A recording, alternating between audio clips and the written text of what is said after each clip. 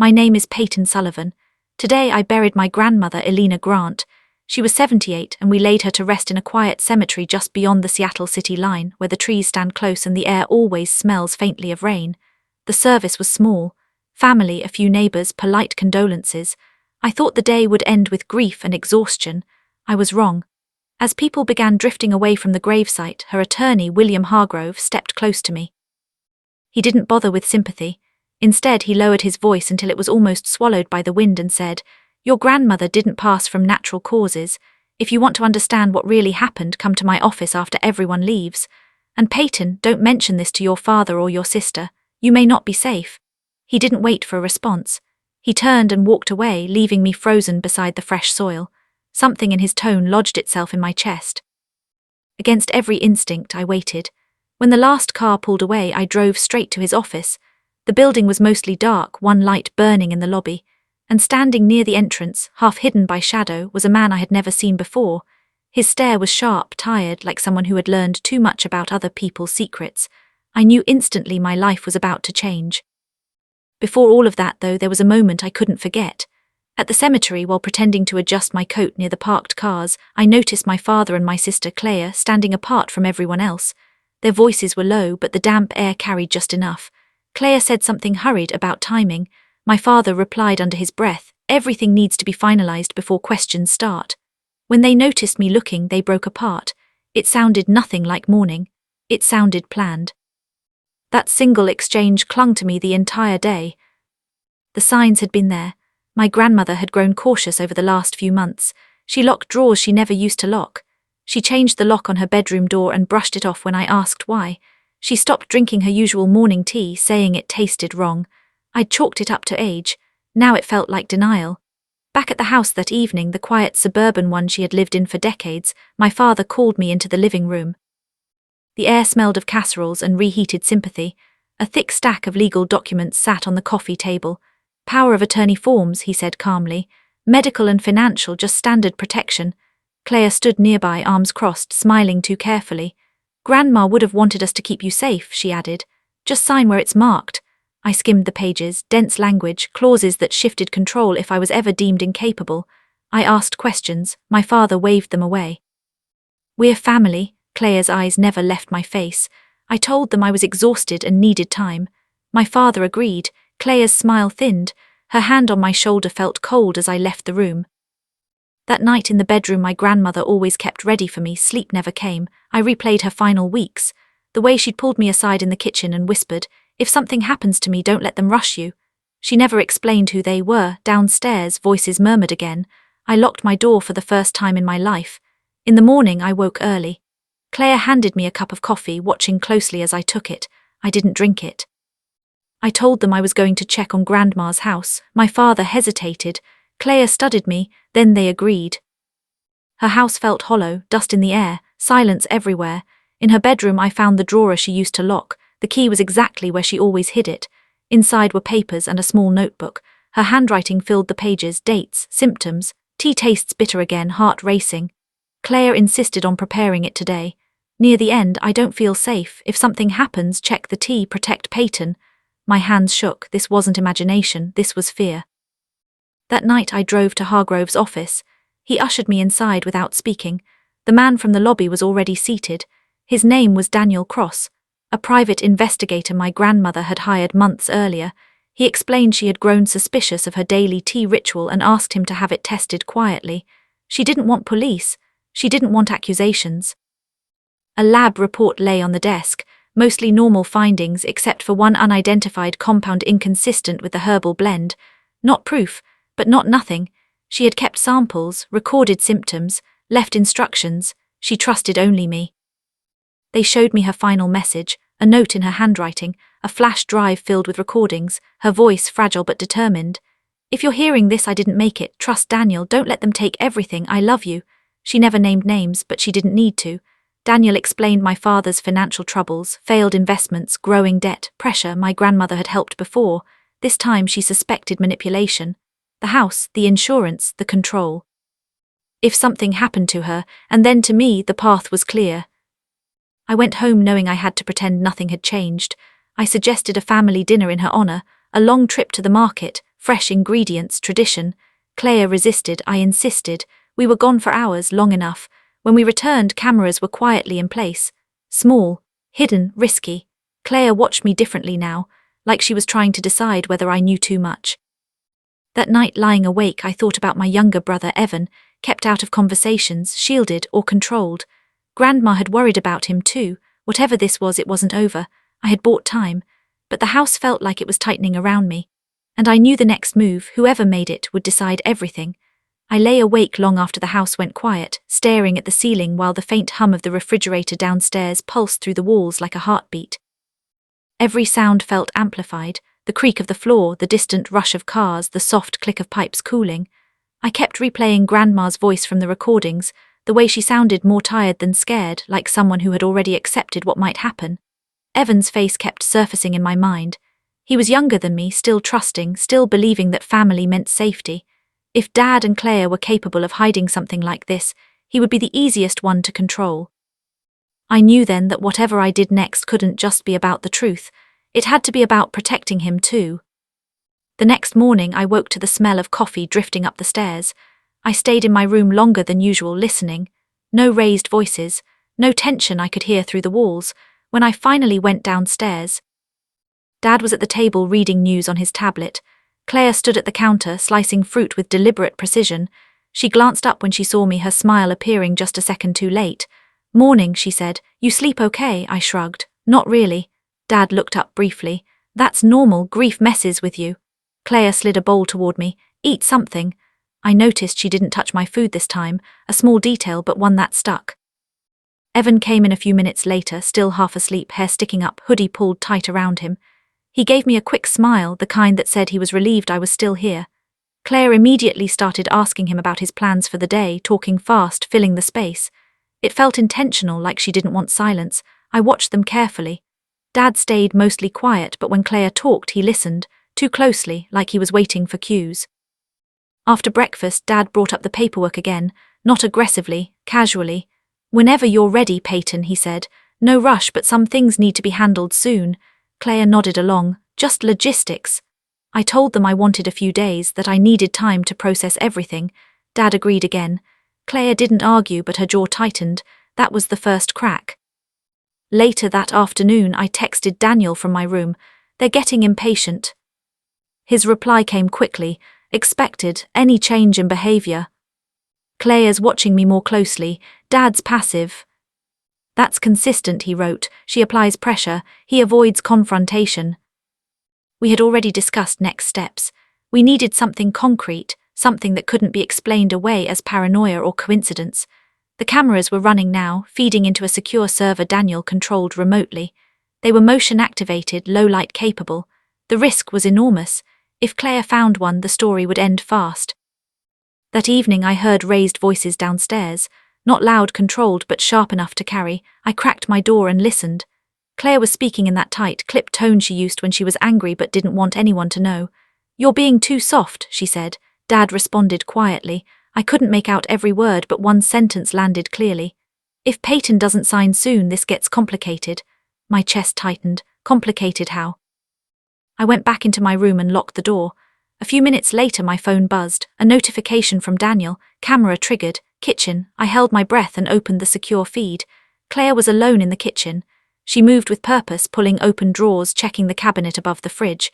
She stopped at the tea tin. Grandma's old one, the blue metal container with the dented lid. Claire lifted it, turned it in her hands, then set it down slowly. She stood there for a long moment, staring at it like she was deciding something. Then she reached into her pocket. My pulse spiked. She took out a small vial, clear glass, powder inside. My hands started shaking so badly I had to set the phone down on the bed. When I looked again, she was pouring a measured amount into the tin, stirring it gently with a spoon. She wiped the spoon clean, returned everything exactly as it had been. When she turned toward the hallway, her face was calm, practiced, like this was routine. I barely breathed until the feed went idle. I sent Daniel a single word, "Now." His response came seconds later. "I see it, don't react, act normal." Dinner that night was unbearable. Claire chatted about trivial things, traffic, a coworker, a show she'd been watching. Dad nodded along, distracted. Evan ate quietly. I felt like I was sitting across from a stranger. When Claire offered to make tea after the meal, my stomach flipped. "I'll do it," I said quickly, too quickly. Claire paused, studying me. "You sure?" "Yeah," I said. "Grandma always let me." I watched her carefully as I prepared it, deliberately using a different tin, one I'd already switched earlier that day on Daniel's advice. Claire noticed, but said nothing. That night, Daniel came to the house. He didn't use the front door. He slipped in through the side gate after midnight when the street was empty and the lights were out. I met him in the laundry room. He looked exhausted, jaw tight. "We have enough now to escalate," he said quietly. "Not to police yet, but to lock things down." He explained the plan: financial freezes, legal safeguards, quiet alerts to a forensic lab that specialized in slow toxicity cases. Grandma's samples plus tonight's footage created a pattern. Not proof beyond doubt, but dangerously close. "What about Evan?" I asked. Daniel nodded. "We protect him first." The next morning, everything changed. Dad announced he had an appointment with the estate attorney that afternoon and that Claire would be coming. "You should come too," he said, not looking at me. "It's time." Claire smiled. "No pressure," she added, which made it worse. I agreed, not because I wanted to, but because refusing now would tip my hand completely. At the office, the atmosphere was tense, papers spread across the table. Claire took the lead, pointing out sections, explaining benefits, minimizing risks. I asked careful questions, slowed the process. Then the attorney paused, frowning at his screen. "That's odd," he said. "This account is temporarily restricted." Claire stiffened. "What do you mean restricted?" "A hold was placed this morning," he replied, "by request of an external legal party." Claire turned to Dad sharply. "Did you do this?" Dad looked confused. "No," her eyes flicked to me. That was the moment she knew. The meeting ended early. On the drive home, no one spoke. Claire's hands were clenched on the steering wheel. Dad stared out the window. When we pulled into the driveway, Claire turned to me slowly. "What did you do, Peyton?" she asked softly. I met her gaze. "I protected myself." Her smile vanished. "You think you're smarter than this?" she hissed. Dad snapped. "Enough." Claire rounded on him. "You promised." Silence fell like a dropped plate. That night, Daniel moved fast. Evan was taken to stay with a friend under the pretense of a weekend trip. Claire noticed immediately. She confronted me in the hallway. "Where is he?" "Safe," I said, her face hardened. "You don't understand what you're doing." "I think Grandma did," I replied. That name hit her like a slap. The lab results came back 2 days later. Confirmed presence of a compound consistent with cumulative poisoning. Slow, hard to detect, deadly over time, enough for law enforcement to take interest. When the investigators arrived, Claire didn't scream. She didn't cry. She just stared at me, cold and furious, as if memorizing my face. Dad broke down. He kept saying he didn't know how far it had gone, that he thought it was just pressure, just control. At the end of it all, I stood in Grandma's kitchen alone. The tea tin sat empty on the counter. I opened the window and let the cold Seattle air rush in. Grandma had been right about everything. Family can be the most dangerous thing of all, because you never see it coming. And I promised her silently that I would never ignore that feeling again. The investigators didn't take Claire away that night. That part surprised me. They said cases like this moved carefully, quietly, especially when money and family were involved. Evidence had to be airtight. For now, she was cooperating. The word felt hollow. She stayed in the house, sleeping behind a closed door while Dad barely spoke at all. He moved through the rooms like a ghost, flinching at every sound.